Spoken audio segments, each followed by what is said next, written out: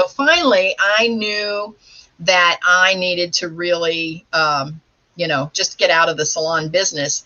As much as I loved it, I loved everything about it, and the income was great, but I knew that I had to put my health first. So that's when I made a decision in December of 2017 that I needed to retire, and I had to pivot. I had to pivot and do something different. So that was a huge milestone for me.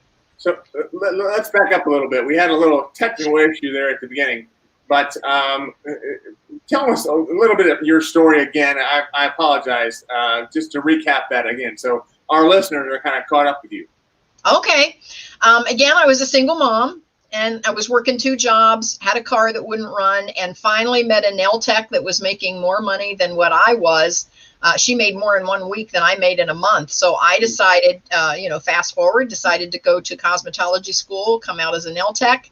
And, it's a long story, but I, worked a couple of years as just a booth renter, and then finally decided to start my own salon. And 20 years later, I actually retired with 5 salons.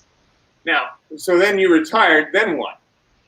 Well, I knew I needed to retire because of health issues. And again, it was just sitting at that nail table. I was doing 12-hour days, 6 days a week, and it was great money. I loved everything about it, but my health was starting to suffer for it. The doctor was even talking several surgeries, the shoulder surgery, and I just was having some issues. So I knew that I needed to retire and work on my health. I knew that was my why. That was my strongest why. I needed to retire. So anytime I doubt my decision, I go back and revisit my why. But I knew I needed to do that. So December of 2017, I made the decision to retire from the nail salon. As far as doing active clients, now I still own salons, but I'm not actively working with clients every day myself. Okay. And so then from there, you quit retired, if you will, and went on to your next why. In terms of continue your health, what did that look like? Well, it was kind of tough for me because I didn't have the clarity on what I wanted to do. And so I thought, well, I wanted all passive income because for 20 years in the salon business, along with working with clients on a day-to-day basis, my actual salon clients, I was developing passive income behind the scenes. I was, I bought my own salon buildings. So my staff was actually paying me rent. And then I was taking the rent and paying the mortgage. And so over the long haul, basically my staff was buying me buildings. And so in 20 years, my staff bought me 5 commercial buildings. And in the meantime, I was also buying some residential buildings as we went along. And so I was creating this passive income, but 2 things happened when I retired. Number one is I was afraid that I was going to be bored. Because I was so used to working every hour on the hour with a different client for 20 years. I worked like that, and my calendar dictated, my schedule. And so my first thought was, what am I going to do with myself? And then my second thought was, I was giving up, of course, some pretty sizable income because I had a full book. I mean, I had a full book. I could work from 9 in the morning till 9 at night, 6 days a week. And I had a waiting list, and I had folks in my chair every hour. So, and that was a nice income. So it was the 2 things. I was concerned about the income and what was I going to do. So I knew that I wanted to create more passive income. And that's when I then started thinking about doing an online academy. Where I could sell courses, and then the writing of the courses was going to keep me busy, which I'm still in the process of doing. And it's writing courses. Yeah, it's been 36 months. But again, I run all of the rental properties. I take care of all of that. And that takes me a couple of hours each morning, just to make sure that everything's, where it's supposed to be with the rentals. And then I work on running my courses. And so now, since then, I've added some masterminds to help bring in more content. Interesting. So when you say bringing on the masterminds, to tell us a little bit about what a mastermind is. Well, actually, my mastermind is a little bit of a hybrid because I kind of do a group coaching mastermind session kind of rolled into one. So what I do is I will put out a mastermind on a particular topic. And of course, that topic matches my course. And so when I started out, I had 3 courses. Now I have 5. So I keep adding to the academy, which is the joy of pivoting, which is my biggest tactic for success, is the fact that I'm willing to pivot in my business. And so by writing courses, see, that's never ending. I can continue to add courses forever. It just depends on how in depth and which subject I want to write about. Yeah. So when I needed to take one point of a course and now I want to build that course out, one of the things that I wanted to do was I wanted to answer the questions that other folks have, not just the questions that are running around in my head. So by having a coaching mastermind, I can present that topic, that this is the topic we're going to talk about. And then I can present a particular point in that topic, and then the group can mastermind around that point. So it's kind of a group coaching mastermind hybrid. Okay, so give us an example of a topic. Okay. We just did one the other day. The girls wanted to know how I developed my top offer. In my offerings, you have your freebie to attract folks to what you're doing, and then you have your first level offer, which is my courses. Then you have a second level offer, which is my coaching / masterminds, and then you have the third level offer, which for me is the one-on-one coaching. And so we mastermind that day all about one-on-one coaching. That was the topic of the day, and we each presented what that meant to us and what that looks like in our businesses, and then how we could each take that to the next level and make it better. Okay. And I assume that this is a whole day. Is it a retreat center that you have? Nope, we do everything on Zoom these days because of all the closures. Yeah, we were meeting up on in person, but we went virtual because of all the closures, and we actually kind of like it better. We've discovered that being virtual, it's actually a little more intimate. A lot of times when you're in a large room together, there are distractions, just somebody coming in late or somebody getting up to get a drink of water or whatever. And it kind of, spreads out the attention a little bit. Whereas when we're on a Zoom call, we feel that it's actually a little more intimate and the person actually gets a little more attention. Yeah, that's good. And I'm assuming it doesn't matter where they are. They can be anywhere in the world.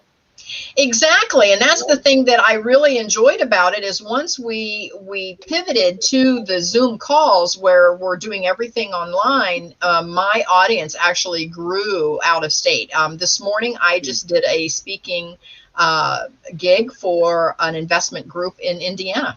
I just got off of that call and onto this one. So, so it actually has allowed me, a bigger audience.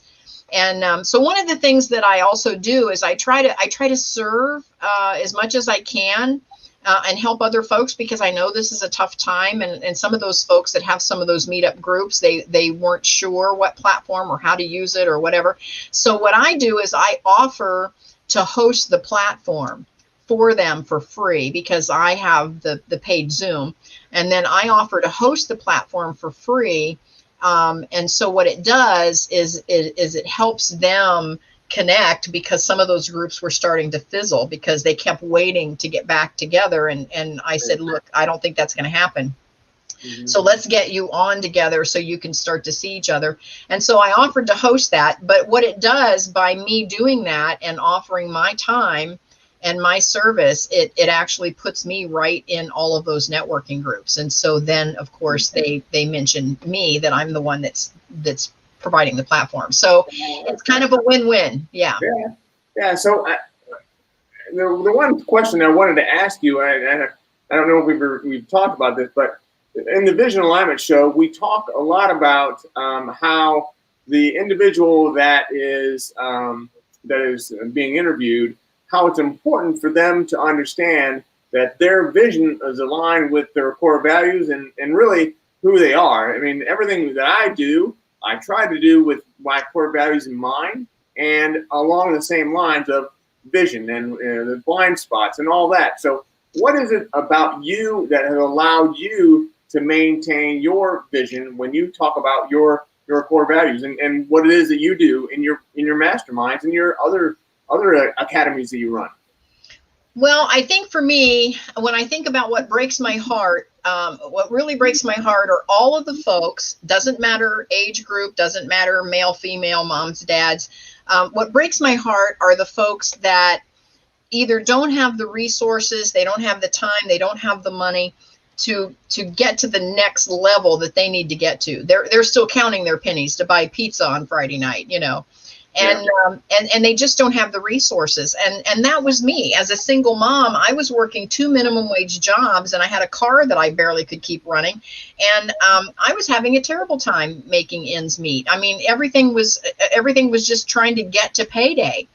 And I just, it breaks my heart that there are so many families out there that are in that situation. And now with these closures and the pandemic, it's even worse because several industries are just have laid off numerous, like the restaurant industry. A lot of the banquet halls are closing because, of course, they can't have big banquets or parties, and that was 100% of their income. But a lot of these folks, not only are they struggling, but it's the kids that suffer the most. I know in a couple of our areas, sometimes the main meal for those kids was at school. And now sometimes a lot of those schools, they're not even going to school. And so those kids aren't even getting that main meal anymore. And so that's what breaks my heart. So when I put together a program, I wanted to be able to offer some sort of an online academy where they didn't have to have a car, they didn't have to have the right clothes, they didn't have to have all of the latest makeup and their hair done. They could actually take a course that might generate an extra $200, $500, $1,000 a month. I mean, $200 to $500 might make the difference on whether somebody has a decent car to drive to even get to their regular job. $1,000 a month might even change their zip code, move them into a different neighborhood, to a different school system. So it doesn't take a lot to change someone's life. And I wanted to create courses and have a program that those folks could actually afford. Well, that's great. I love it. I love it. Very cool. And so part of it is you have to change their mindset as well, because they don't always have the right mindset to do that. They need to kind of understand or start to free themselves up, right? Well, that's true. And so at some point, you can only do what you can do. So for me to fulfill what my goals were, to have passive income and to also try to inspire someone else to take at least one small step, the easiest way for me, and I think the most beneficial way for me to do that, was to create these online courses. And so I try when I write these courses to remember how I felt as a single mom with, the 2 jobs and the car that wouldn't run, and at different stages in my life, what might have helped me. And so I'm trying to basically write to my earlier version of me in hopes of reaching some of those folks. So would you say that's why you created this whole Kathy Benner International Academy? Mm-hmm. Absolutely. Okay. Absolutely. Yeah. Because again, that's what breaks my heart. And as I travel around now, I'm seeing different stages and different levels of that. I'm seeing, the young entrepreneurs that they don't understand the technology. They're like, I don't get all of this social media. I don't understand how to do a Zoom call. I don't know how to put together a website. So I created a course called Building a Better Business, and I break all of that down with hands-on. And now we have a separate mastermind where we meet up, and I actually go through and break down, here, click on this, and here's how you create that. Yesterday, I had an entire call where I showed folks how to use Calendly so that they could start, putting that out there and getting folks to connect with them. Yeah. Well, that's great. And so I'm wondering, can you back us up a little bit? We talked a little bit about passive income. How would you define passive income? Well, passive income, by definition, is where you do all of the work up front, or most, either most or all, and then you do none or little at the end. And so, for example, when you write a book, you do all of the effort writing the book up front, and then the book goes out to the bookstores and it just can sell and sell and sell, and you've already done the work. So now that becomes passive income because you did the work up front, and now the book becomes passive. It's the same with my courses. I do all the work writing the courses up front. And so once I publish that course, then folks start to buy it. It can then start to travel around the globe, and folks can buy that course, and that becomes passive income. And you just reap the benefits as you go along. I mean, there's nothing wrong with that at all. So that's great. I love it. So tell me, what do you do for clarity? How do you talked a little bit about clarity, and you weren't sure how to get there. How do you come to a point where you achieve clarity? And before we get to, this is a word that stuck with me initially. This is probably 7 years ago. The word clarity. I had a hard time with that word. I didn't really know what it meant. So if you would, for our listeners, talk a little bit about what clarity means to you and how you were able to achieve it. Well, I struggled with that as well. When I first retired from the salon industry, I wasn't sure what my business was going to look like. I knew that I was going to do something to add to my passive income. But because I was so used to being so busy, I have a tendency to not make it so passive. I have a tendency to be a little too busy. I can do this and I can do that and I can speak here and I can travel there. And all of a sudden that's not passive. And so I had to revisit my why. I had to go back and revisit the why I was retiring from the salon business to begin with. Because if I'm just going to trade an hour for hour, 12-hour day for another hour for hour, 12-hour day, what advantage is that? Yeah. So for me, my clarity comes from revisiting my why, which was my health. Okay. So then what would you say, is the biggest factor in you're getting to your clarity? You're getting clarity, but also your success as a coach, as a businesswoman. Well, once I did my why, and I worked with the coach at the time, and he said, well, there are 7, oftentimes there's 7 levels to your why, and he said, why do you want to retire? And it went something like this. I said, oh, I want to retire because I want to spend more time with my kids. And he goes, yeah, but your kids aren't here right now. Why can't you do my nails? And I said, oh, I want to spend more time with Mark. He goes, well, Mark's not here right now. Why can't you do my nails? And he said, pretend I'm your customer standing on your doorstep. And I said, well, I want to travel more. He said, well, you're not on the plane. Why can't you do my nails? And so finally, I had to really get down to it. And I said, well, I really want to work on my health. I don't want to sit behind the nail table. I want to work on my health.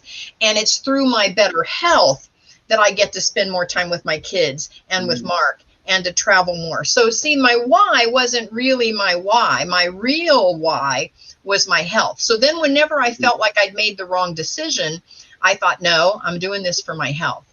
So then when I decided to make the pivot and I set the date, set the goal, I left the salon. Now I was ready to pivot and start my new career and reinvent myself. Then I had to decide, okay, now how am I going to stick to this? How am I going to make this happen? And because I functioned from a calendar for so many years, it was so easy for me to simply just remake what I have on my calendar. So I have a writing time, I have a coaching time, I have a time that I give to other groups. And so now I still run by the calendar. So that's probably my biggest success. Mark tells me early on that I wasn't spontaneous. And I told him I was too, every Sunday from 2 to 4. Yeah. Well, Mark knows a lot. He's a smart guy. So that's interesting. So while we're considering all this, I want to encourage our listeners to think about some questions that they might have for Kathy that she can answer on this call, or maybe even after this call. So if you're listening on the live version of this, put in a hashtag live. If you're listening to the replay, put in a hashtag replay. All your questions will still be collected. I'll still, get those questions answered by Kathy, and we'll come back out to you with some answers to those. So don't think your answers aren't going to be answered, or your questions aren't going to be answered if you are not able to ask them here live. So, having said that, Kathy, I have another question for you. Sure. What is the key tactic or practice that you keep coming back to, maybe day after day, maybe it's week after week, that helps you to just helps you? Well, when I first started out, way back in my early 20s, I decided I was going to sell insurance for a living. That was going to be my career path. And so they always ended up putting me in these trainer positions. So I worked for this insurance company, and the agents would say, we just were really struggling. And I'd say, well, that's because it's just you and you're wearing all the hats. So I said, what you need to do is on a Sunday night, you need to put on the boss's hat, the owner's hat. And you need to map out your week and say, if my business is going to be successful, I'm going to have this many calls, this many of that for the week. But then on Monday morning, many of those same folks would keep their boss's hat on, and they would go, oh, it's raining, maybe I'll start at 1 today. Or, oh, well, the kids are home from school, maybe I won't go in today.